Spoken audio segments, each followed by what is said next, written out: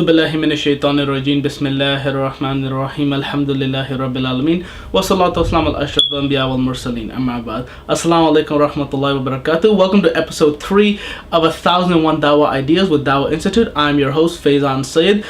The internet has changed everything.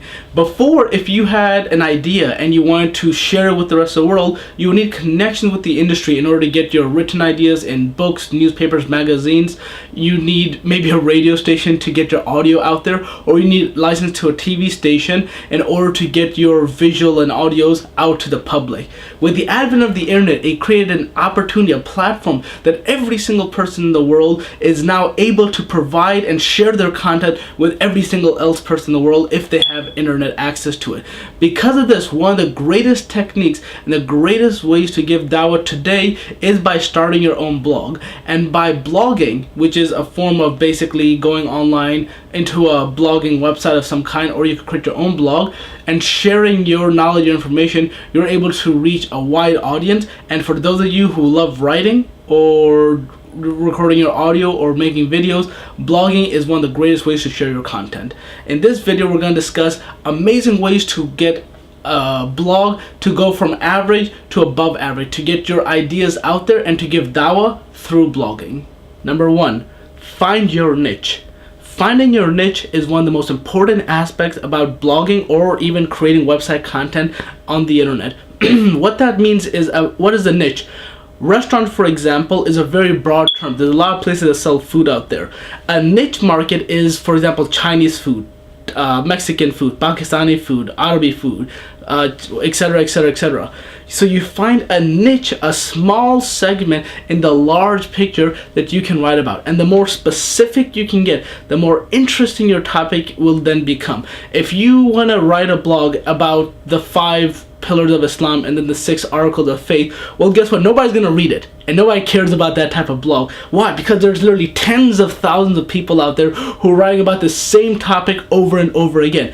Nobody's gonna read that. Rather, you need to write a blog that is very specific, very niche-like, and it should be something that reflects your passion and something that reflects your interest. You see, one thing that's interesting is that after the collapse of the Islamic State, a very unique idea started emerging within the Muslim Ummah across the world, and that is that there's a separation between Islam and everything else. That Islam is rituals such as fasting, Ramadan, praying, etc., etc., and everything else such as the clothes you wear, the house you live in, the technology you use, your sports, your passions are something different than Islam. And the reality is that Islam has influence on every single aspect of a person's life. Everything you see around you right now in your room, wherever you might be, there is a way you can write about that subject and you can put an Islamic flavor into it. So one of the most important things is find that niche. Find your passion, whatever it might be, and then create an Islamic flavor. And the more specific you are, the better you will be at doing that. And I'll give you some examples of what I mean in a second. Alright, an example of an okay blog can be something like raising pious Muslim children. Someone's out there blogging about raising pious Muslim children. The reality is probably not a lot of people are going to read that. It's boring, it's dull, it's vague, it's not very eye-catching. What if you tried this? Be more creative. What if you wrote a blog about the sunnah of taking care of Muslim babies when they cry all night, right? That's something so specific. You're talking about Muslim babies. You're talking about them crying all night, which is a problem that so many parents are gonna have. So if you write a blog about that, when somebody's suffering through that, they'll then find your article, and your article might be the only article out there about that particular topic. You could talk about something is such to the effect of Imam Malik's turban, saying goodbye on the first day of school. So you know, many parents, when they have children, they're eventually gonna go to school one day, and Imam Malik, his mother, would get him up early, put on his little Islamic clothes, tie his turban, and Imam Malik would describe this when he got older as well, and then she would send him off to school. Alright, so now you're getting an experience that almost everybody will have, which is one day their baby's gonna grow up, have the first day of school, and now you're giving them advice on that particular topic. You see the difference? You can write a blog about, are my teenagers like Iblis? What causes teens to rebel? right? So now you're getting this idea about raising pious Muslim children, which is huge, vague, and now you're breaking it down. And you're breaking it down in ways that people can relate to, because of course teenagers are kind of crazy. They're really difficult to deal with for parents as well. So now you're making that connection with them as well. Another example could be Muslim views on sports. So some Muslims, they try to write about sports and they connect it with Islam. Again, very boring, very vague, not very specific. Now, what if you wrote a blog specifically about a local team in your city, in your college, and even in your high school? Or even getting more specific, what if you gave advice to athletes based on the Quran and Sunnah? So, for example, training extra physically, how can you become fit based on the Quran and Sunnah? Mentally, getting yourself in the game. Spiritually, being empowered with the belief of Allah subhanahu wa ta'ala and seeking His help in the game. How do you do these types of things? You see, by doing that, by being that specific, you'll be able to, inshallah, have amazing results. Another example could be dealing with parents.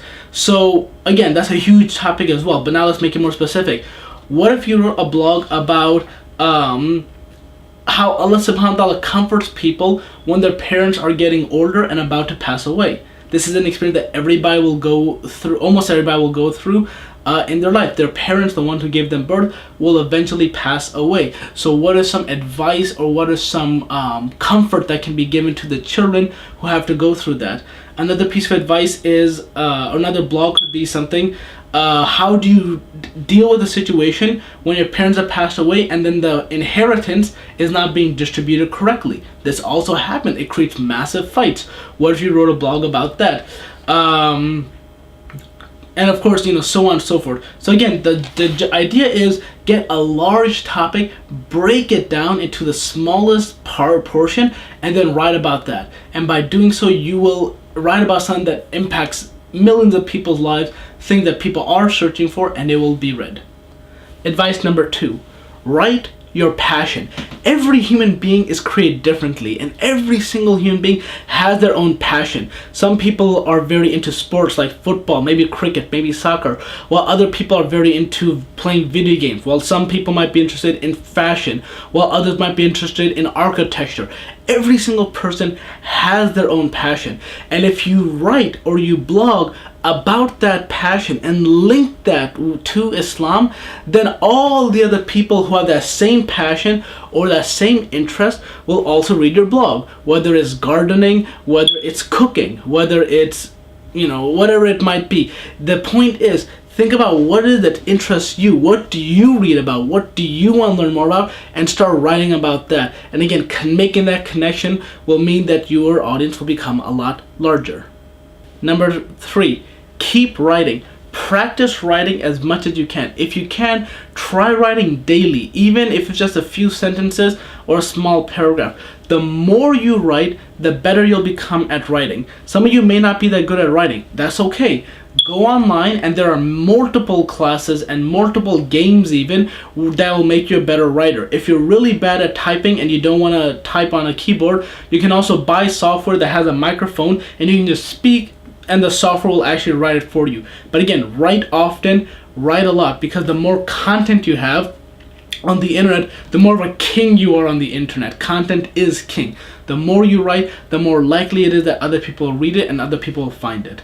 Number 4, know your audience. You should realize that 90 or maybe 99% of Muslims and non-Muslims out there are not going online typing in who is Allah, the purpose of life, these types of things. They're really going online typing up things like cute kittens. Find what it is that people need or where the people are interested. People's cars break down. So write an entire blog about cars breaking down and connect that with Islam. Really do not research, but just think generally what it is that you search online, what it is that maybe other people want to search online, and start writing about that. And by doing that and connecting it with Islam, as we mentioned again and again, you'll be able to have a larger impact. If there's a major event that happens in the world, write about that event, write about that technology, write about whatever it is that's new, and link that to Islam. Number 5, write catchy headlines.